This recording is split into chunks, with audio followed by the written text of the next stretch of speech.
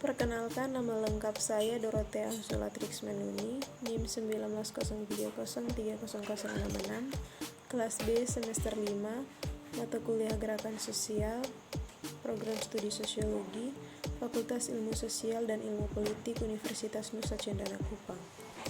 Video ini dibuat untuk membacakan hasil review buku dengan judul Power and Protest.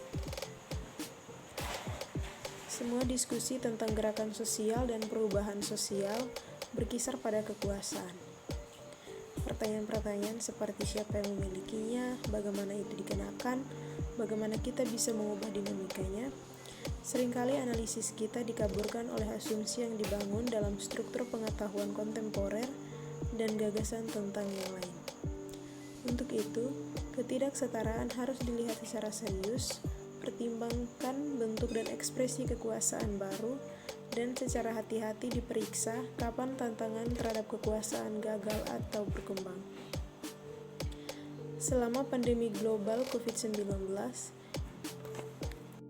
individu di seluruh Amerika Serikat dan banyak negara lain keluar dari penguncian dan turun ke jalan untuk memprotes pembunuhan polisi terhadap orang kulit hitam.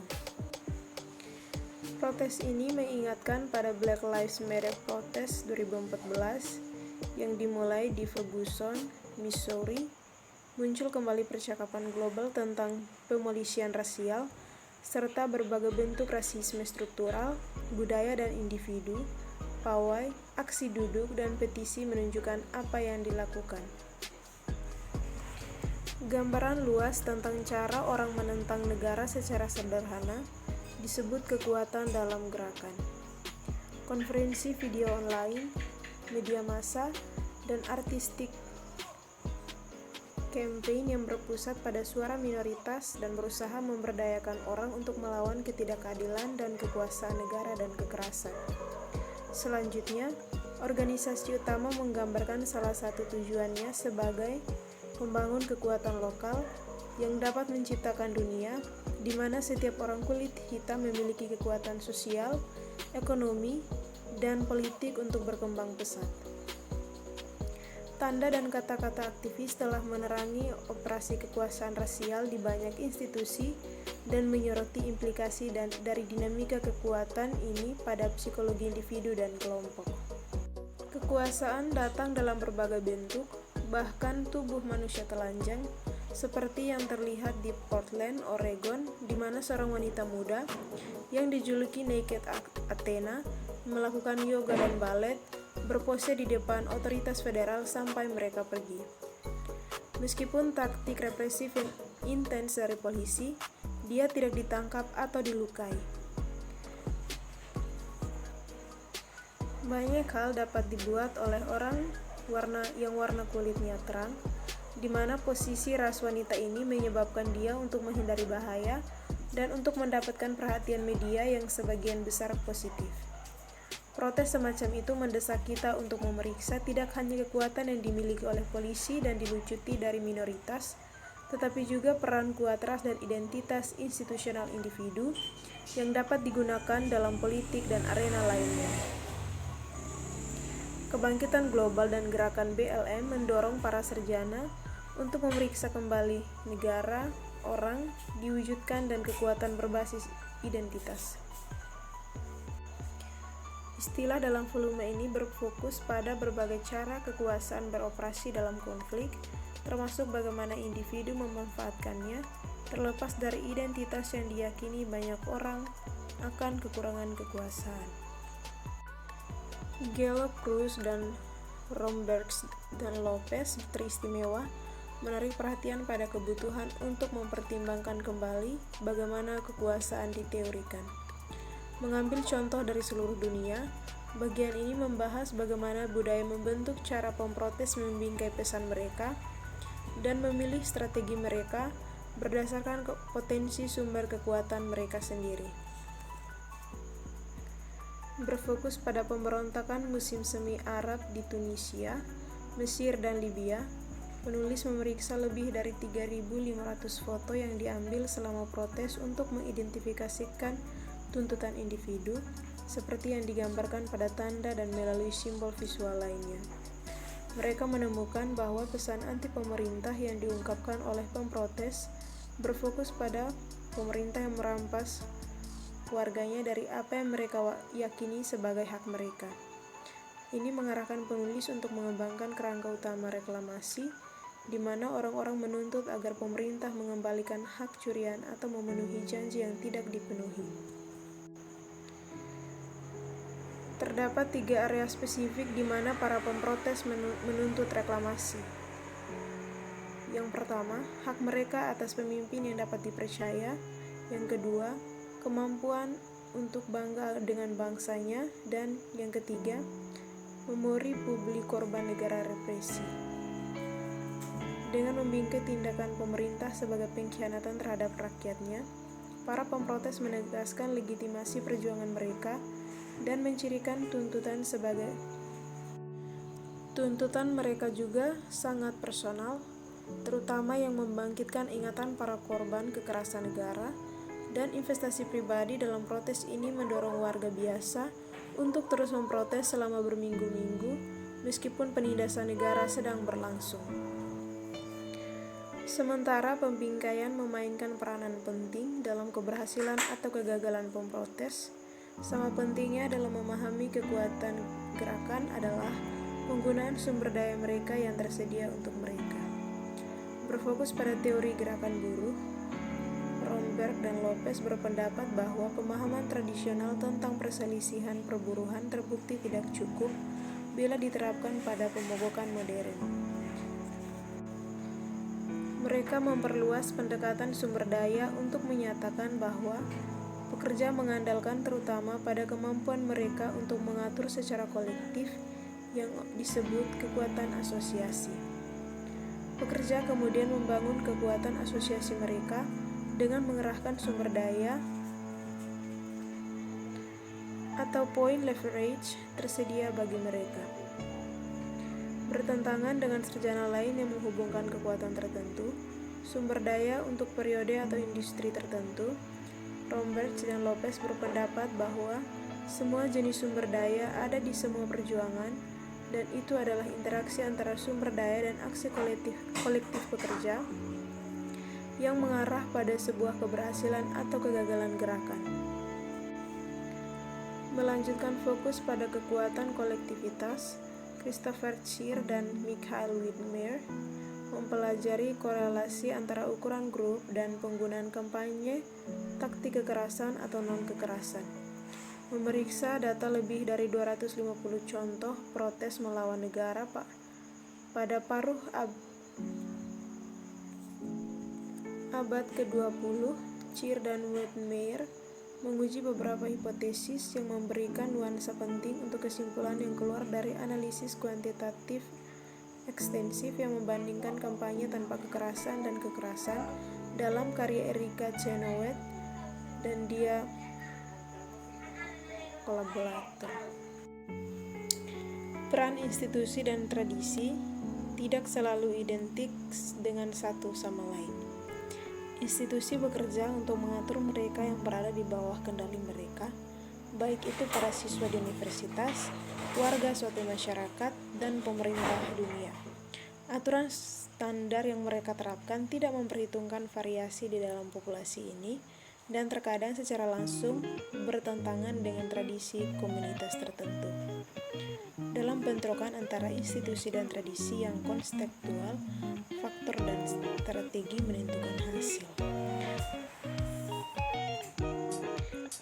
Eric Schoen dan Robert van den Berg berfokus pada pemerintahan apartheid Afrika Selatan dan lembaga yang sudah lama diakui sebagai tidak sah oleh mayoritas populasi Afrika Selatan dan komunitas internasional, menentang dominasi pemahaman yang kuat bahwa anak haram melahirkan ketidakstabilan politik dan merupakan katalisator perubahan rezim. Schoen dan van der Berg menyoroti bahwa rezim apartheid tetap berkuasa selama beberapa dekade meskipun ada pertentangan nasional dan internasional. Berdasarkan berbagai laporan media, catatan pemerintah, transkrip PBB, dan memoir yang diterbitkan oleh aktor kunci, mereka memeriksa munculnya Partai Nasional yang berkuasa di akhir 1940-an, keberhasilannya dalam mempertahankan kekuasaan untuk beberapa dekade, dan kekalahannya dalam pemilihan semua ras pertama pada tahun 1994. Schoon dan Van den Berg menemukan bahwa Partai Nasional mengandalkan dukungan dari sekutu dari berbagai sektor, termasuk akademisi, bisnis, dan politik internasional, yang memungkinkan untuk mempertahankan kekuasaan meskipun tidak sah. Hanya ketika hubungan ini mulai runtuh, apakah rezim apartheid mulai kehilangan kekuasaan? Secara signifikan, Schoon dan Van den Berg menegaskan bahwa tindakan ilegal Partai Nasional tidak secara langsung mempengaruhi cengkramannya pada kekuasaannya. Lebih tepatnya, peran institusi dan tradisi tidak selalu identik satu sama lain. Institusi bekerja untuk mengatur mereka yang berada di bawah kendali mereka, baik itu para mahasiswa di universitas, warga suatu bangsa, atau pemerintah dunia. Aturan standar yang mereka terapkan tidak memperhitungkan variasi populasi di dalamnya, dan terkadang secara langsung bertentangan dengan tradisi komunitas tertentu. Dalam bentrokan antara institusi dan tradisi yang konseptual, faktor dan strategi menentukan hasil. Erik Schoon dan Robert Van den Berg fokus pada pemerintahan apartheid di Afrika Selatan dan lembaga yang sudah lama diakui sebagai tidak sah oleh mayoritas populasi Afrika Selatan dan komunitas internasional. Menentang dominasi pemahaman yang kuat bahwa ketidaksahan melahirkan ketidakstabilan politik dan merupakan katalisator perubahan rezim, Schoon dan Van den Berg menyoroti bahwa rezim apartheid tetap berkuasa selama beberapa dekade meskipun ada pertentangan nasional dan internasional. Berdasarkan berbagai laporan media, catatan pemerintah, transkrip PBB, dan memoir yang diterbitkan oleh aktor kunci, mereka memeriksa munculnya Partai Nasional yang berkuasa di akhir 1940-an, berhasil dalam mempertahankan kekuasaannya untuk beberapa dekade, dan kekalahannya dalam pemilihan semua ras pertama pada tahun 1994.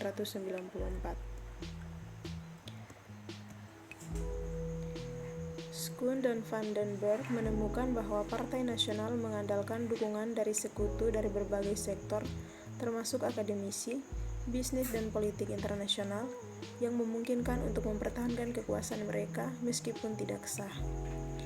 Hanya ketika hubungan ini mulai runtuh, apakah rezim apartheid mulai kehilangan kekuasaan? Secara signifikan, Schoon dan Van den Berg menegaskan bahwa tindakan ilegal Partai Nasional tidak secara langsung mempengaruhi cengkeramannya terhadap kekuasaannya. Lebih tepatnya, ketidaksahan pada akhirnya menghancurkan hubungan rezim dengan sekutu terpentingnya, yaitu sumber kekuatannya. Analisis mereka memberikan wawasan penting tentang hubungan tidak langsung, efek dari ketidaksahan pada rezim politik, meletakkan dasar teoritis untuk memeriksa konflik serupa. Bradley Tatar membawa kita ke Korea Selatan untuk memeriksa praktek tradisional yang bertentangan dengan norma-norma internasional. Tatar merinci kebangkitan gerakan pro-perburuan ikan paus di kota Ulsan, Korea Selatan, dan gerakan penggunaan strategis warisan dan tradisi untuk menentang larangan internasional terhadap penangkapan ikan paus. Berfokus pada konfrontasi antara pemprotes pro-perburuan ikan paus Korea dan aktivitas Greenpeace selama pertemuan perburuan ikan paus internasional 2005 Komisi di Ulsan, Tatar mengacu pada laporan media dan wawancara dengan penguji di kedua sisi.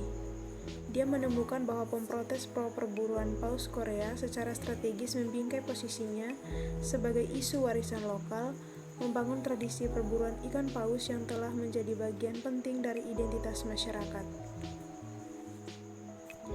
Para aktivis pro-perburuan paus mengakui bahwa anti-perburuan paus adalah norma global dan membingkai tuntutan mereka sebagai pengecualian, bukan penghapusan norma. Tatar berpendapat bahwa dengan menggunakan bahasa warisan dan tradisi lokal, para pengunjuk rasa mampu menggalang dukungan dari orang-orang di luar komunitas mereka dan akhirnya berhasil dalam upaya mereka untuk mendapatkan pengecualian dari peraturan internasional. Jonathan Coley menganalisis upaya aktivis konservatif Kristen di kampus-kampus untuk mendapatkan pengecualian dari kebijakan universitas, khususnya terkait dengan masuknya mahasiswa LGBTQ+. Coley merinci bagaimana organisasi mahasiswa Kristen secara konservatif di Vanderbilt Universitas menegaskan bahwa kemampuan untuk membedakan berdasarkan orientasi seksual dan keyakinan beragama adalah masalah kebebasan beragama. Coley menguraikan kegagalan utama mahasiswa untuk mendapatkan hal yang mereka tuntut. Dia menemukan bahwa aktivis konservatif Kristen tidak berhasil karena karakteristik tertentu di Universitas Vanderbilt itu sendiri. Mengembangkan konsep struktur kesempatan pendidikan, Coley berpendapat kombinasi dari faktor universitas, yaitu prestis institusi, kekayaan, religiusitas atau sekularisme, dan sifat publik atau swasta, membentuk kemungkinan bahwa universitas pada akhirnya akan menang atas aktivis mahasiswa. Sekian dan terima kasih.